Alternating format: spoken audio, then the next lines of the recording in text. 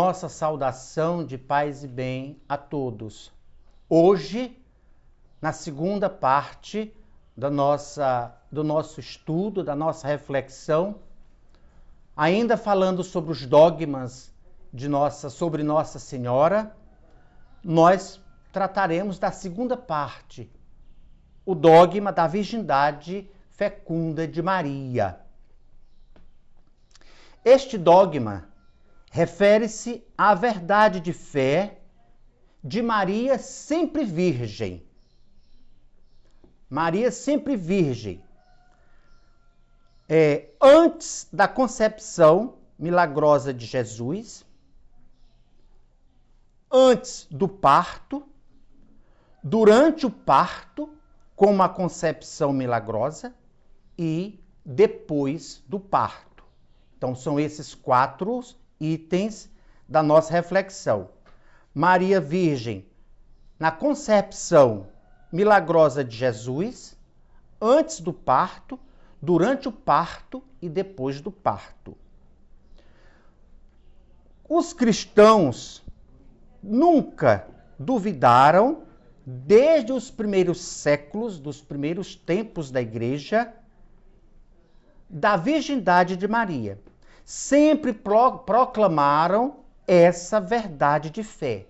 Maria sempre virgem, na concepção, antes do parto, durante e depois. Mas para tornar essa verdade de fé mais segura, mais firme, como que salvaguardar essa bonita verdade de fé vivida pela Igreja desde o seu nascimento, então, e não trazer posteriores problemas futuros, né? Então, a Igreja também resolveu declarar isso como dogma. De novo, o cristianismo se expandia pelo mundo, entrava em outras culturas, tinha contato com outras religiões. Então, sabiamente, a Igreja, querendo salvaguardar essa verdade de fé, então proclama um segundo dogma referente à figura de Maria Santíssima, desta vez salvaguardando a sua virgindade fecunda. Portanto, foi no concílio de Constantinopla, em 553, foi declarado dogma e confirmado por outros 2 concílios posteriores. O de Latrão IV, em 1215, e o de Leão, em 1274.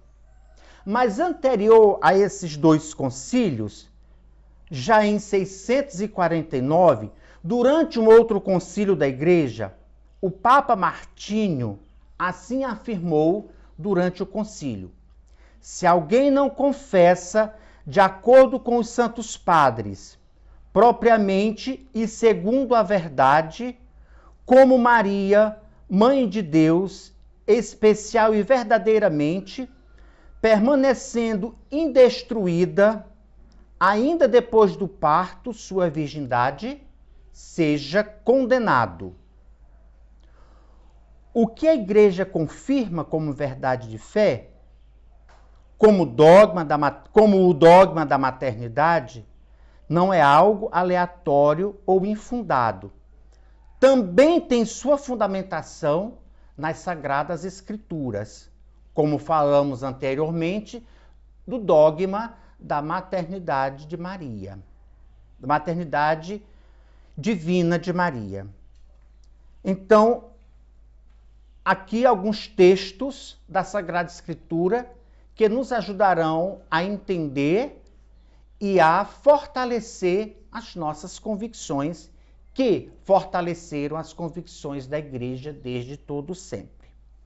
O profeta Isaías, lá no capítulo 7, assim diz, também falando pré-anunciando a vinda do Salvador. Ele diz o seguinte: a Virgem conceberá e dará à luz um filho. São Lucas, no capítulo 1, ao falar da encarnação, da visita do anjo a Nossa Senhora, diz: o anjo Gabriel foi enviado por Deus a uma virgem chamada Maria. Ainda o mesmo São Lucas, no mesmo capítulo, falando da reação de Maria ao saber que ia ser a mãe de Jesus e sem entender, porque ela era apenas noiva de São José, ela disse: como ao anjo, como será isso, se não conheço homem algum? Não é? São Mateus, no capítulo 1, por ocasião do sonho de São José, ao saber que Maria, quando soube que Maria estava grávida, ficou agitado, não é? Sem entender, então quis fugir, deixar Nossa Senhora. São José não queria denunciar Nossa Senhora, mas pensou em fugir, em abandoná-la secretamente. Então, na noite anterior, ele tem um sonho em que o anjo diz: José, não tenhas medo. O que é gerado nela, em Nossa Senhora, provém do Espírito Santo. Portanto, as Sagradas Escrituras, a tradição e o magistério da Igreja, há muitas declarações papais e documentos conciliares confirmam, ao longo de toda a história da Igreja, esta verdade de fé, a verdade da virgindade fecunda de Maria. Aqui merece ressalva uma questão que é enfatizada por alguns quando nos evangelhos, no de São Mateus, no de São Marcos e também no de São Lucas, é usado o termo irmãos de Jesus.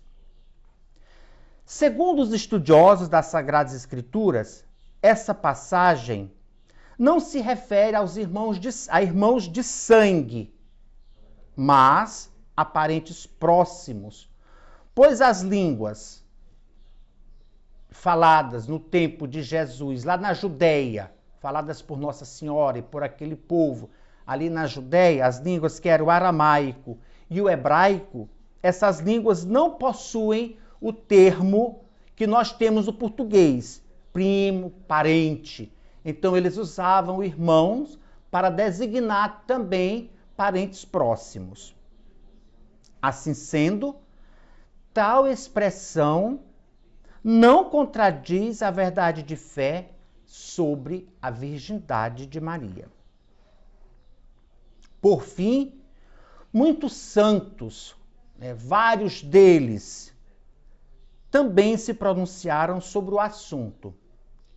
Aqui, eu gostaria de colocar o que diz Santo Agostinho, um dos grandes santos da Igreja, um dos padres da Igreja. Então, assim diz Santo Agostinho: se com o nascimento de Jesus se houvesse corrompido a integridade da mãe, não haveria nascido de uma virgem. E, portanto, toda a Igreja professaria falsamente que havia nascido de uma virgem. E para concluir, eu gostaria de citar também uma belíssima oração que tem no Missal Romano, em uma das missas dedicadas a Nossa Senhora. E é com ela que eu gostaria de encerrar este momento, com esta oração, que ele diz o seguinte, a oração diz o seguinte: socorra-nos, ó Pai, a humanidade do vosso Filho, que ao nascer da Virgem Mãe, não diminuiu, mas consagrou a sua integridade. Em louvor de Cristo, graças a Deus.